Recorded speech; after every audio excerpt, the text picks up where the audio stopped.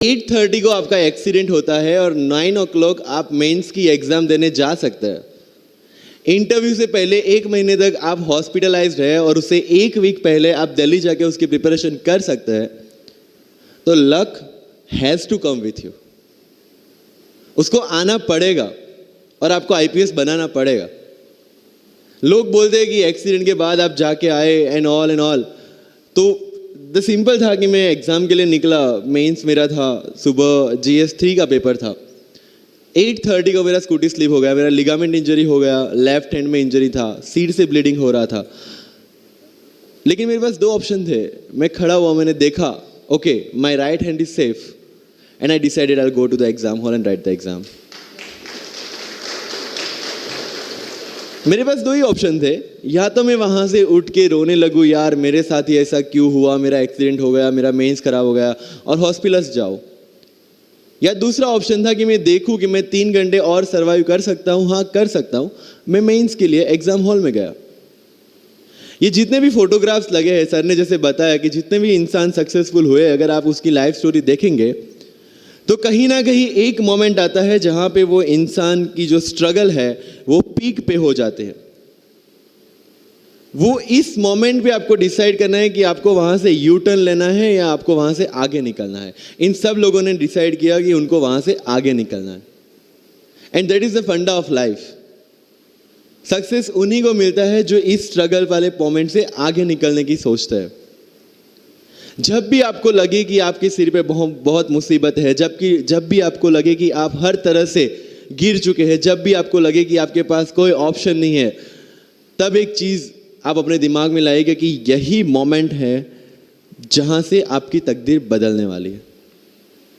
क्योंकि डायमंड जो होता है वो जितना ज्यादा घिसता है उतनी ज्यादा उसकी वैल्यू होती है। सोना जो होता है वो जितना ज्यादा तपता है उतनी उसकी वैल्यू होती है। अगर आप जिंदगी में तप रहे हैं, अगर आप जिंदगी में घिस रहे हैं, अगर आपको लग रहा है कि आप हर तरह से मुसीबतों में गिरे हुए हैं, तभी आपकी जो वैल्यू है वो बढ़ने वाली है।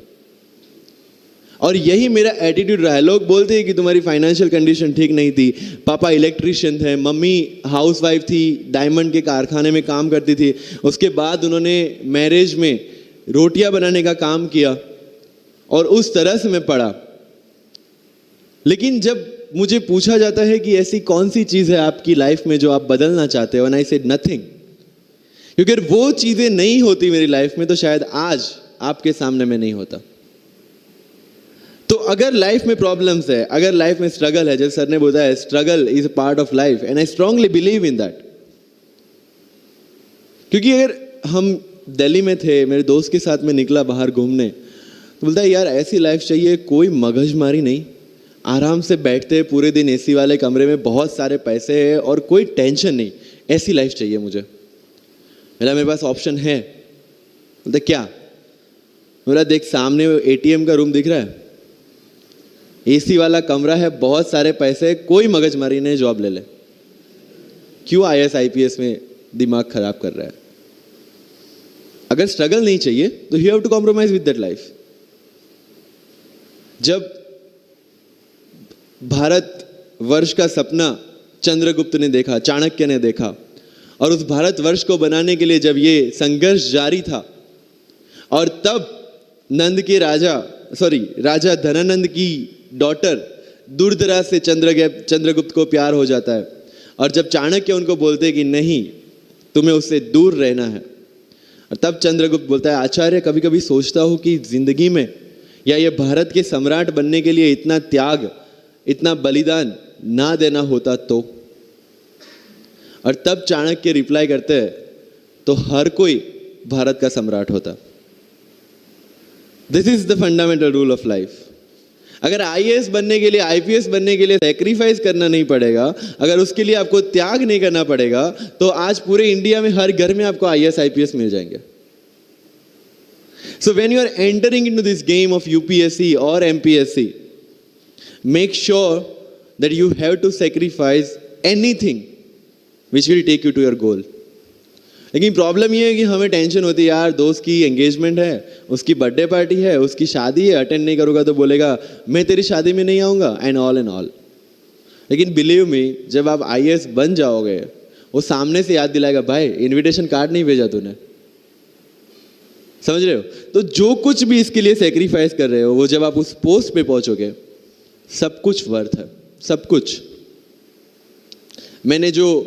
मेरा इंटरव्यू था यूपीएससी का, मुझे एग्जैक्ट डेट याद है, 23 मार्च को मेरा इंटरव्यू था। 20 फरवरी को मुझे हॉस्पिटल में एडमिट किया गया क्योंकि मुझे इन्फेक्शन हो गया था बॉडी में, एंड बहुत हाई फीवर था, तो आईवी के अलावा कोई ऑप्शन नहीं था। 1 मार्च को ठीक होके मैंने सोचा चलो दिल्ली निकलते हैं। 2 मार्च को मैं दिल्ली पहुंचा। 3 मार्च को वापस से टॉन्सिलाइटिस का अटैक होने की वजह से फ्लाइट लेके वापस से पालनपुर, अहमदाबाद, अगेन हॉस्पिटलाइजेशन। 15 मार्च को I got relieved from the hospital. 16 मार्च को मैं दिल्ली पहुंचा और 23 मार्च को I gave my UPSC interview. तो 1 महीने का हॉस्पिटलाइजेशन। उसके बाद जब दिमाग में ये था कि मेरे साथ जो लोग इंटरव्यू दे रहे हैं वो 1 महीने से प्रिपरेशन कर रहे हैं, एंड 1 महीने से मैं हॉस्पिटल में था, again I thought this is the moment to prove yourself. I went to the interview और पूरे इंडिया में 2nd highest marks in interview. This is not to say कि मैंने कितना अचीवमेंट लिया, this is just to say UPSC is all about this. मैंने कोई preparation नहीं की थी यूपीएससी के लिए, इंटरव्यू के लिए, but again I scored good marks in interview, because UPSC सिर्फ आपका नॉलेज चेक नहीं करता। Make it very clear in your mind. जैसे सर ने बोला, it's a game of wisdom.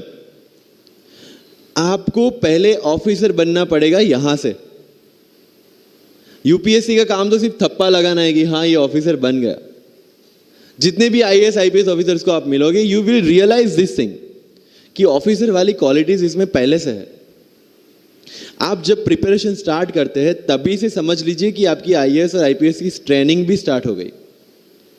Because जो क्वालिटीज आपको चाहिए as an officer, as an IAS, as an IPS, क्या क्वालिटीज चाहिए? फर्स्ट ऑफ ऑल कॉन्फिडेंस, कि जब आप उस सीट पे बैठते हैं, आपके सामने कोई भी क्वेश्चन आएगा, you will be able to handle the issue. ये कॉन्फिडेंस लेके आपको उस सीट पे बैठना है। यही कॉन्फिडेंस चाहिए when you start the preparation. Decision making, अगर हर एक टॉपिक पे आप हर एक कोई को पूछने जाते हैं, भाई इसमें कौन सी बुक पढूं, इसमें क्या पढूं, इसमें क्या करूं, then you are not suitable for this exam. लोग बोलते हैं कि 1 साल में प्रिपरेशन, जैसे मैंने जून 2016 में मैं दिल्ली गया और जून 2017 में मैं अपियर हुआ and I clear UPSC and GPSC. People से कि सर 1 साल की मेहनत में आपने एग्जाम क्लियर कर दिया। यस, टेबल और चेयर पे बैठ के करने वाली मेहनत 1 साल की थी, लेकिन उसके पीछे की मेंटल प्रिपरेशन कितनी पुरानी थी। जब मैं प्राइमरी स्कूल में था तब सोचा था कि आईएएस बनना है, और तब से मेरी जो जर्नी है, तब से मेरा जो टेम्परामेंट है, तब से मेरा जो एटीट्यूड है, वो इसी डायरेक्शन में था। जब कॉलेज में था तब मैंने एनजीओ स्टार्ट किया। 3 एनजीओ से मैं जुड़ा था। जब लोग सोशल मीडिया, व्हाट्सएप और फेसबुक पे बिजी थे, मैं वहाँ स्लम में जाके बच्चों को पढ़ा रहा था। क्यों? क्योंकि मुझे पता था कि फ्यूचर में यही काम करना है, क्यों ना अभी से उसकी ट्रेनिंग ले लो। So I have invested my each and every moment for this goal. Because जो पर्सनालिटी टेस्ट लास्ट में यूपीएससी लेता है, इंटरव्यू नहीं है वो, we consider it as interrogation. Interview को इंट्रोगेशन लेके चलता है, वहां पे पूछताछ होगी नहीं। अगर यूपीएससी के इंटरव्यू में 10 में से 9 क्वेश्चन के आंसर भी आप सॉरी सर और sorry ma'am, I don't know कह के देते हैं, उसका कोई इंपैक्ट नहीं पड़ता। इंपैक्ट पड़ता है वो 9 क्वेश्चन न आने का प्रेशर आप कैसे हैंडल करते हैं। आपके पसीने छूट जाते हैं या आप वही टेम्परामेंट के साथ इंटरव्यू कंटिन्यू करते हैं। मार्क्स उस चीज के हैं। मार्क्स है आपकी सोच के। एक ऑफिसर के तौर पे जब आपको आईएएस या आईपीएस की सीट पे बिठाया जाएगा, how will you treat the citizens of this nation? What will be your attitude to each and every person who is going to come and meet you? These things are being tested during UPSC interview. और इस सारी journey में अगर सबसे important कोई चीज है तो that is your learning attitude.